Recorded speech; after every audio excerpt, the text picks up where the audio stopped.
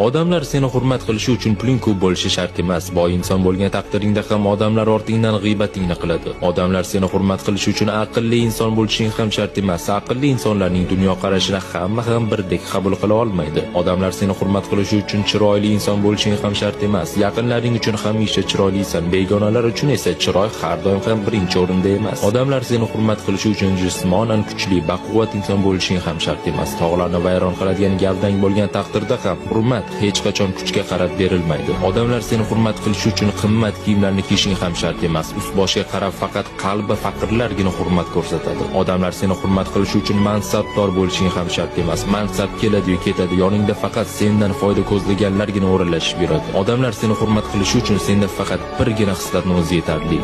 Muomala. Mana gap nimada. Muomala madaniyati. Hamma narsaga eng qulay va yoqimli yechim bu muomaladir. Odamlar seni hurmat qilishi uchun muomalang yuksaklarda bo'lishi kerak. Muomalang shu qadar kuchli bo'lishi kerakki, hatto dushmanlaring senga yomonlikdan ko'ra do'stlikni jazm qilish kerak. Muomalang shu qadar yuksak bo'lishi kerakki, hatto podshohlar senga ta'zim qilish kerak. Muomalangni yo'qotma, eng asosiysi shu.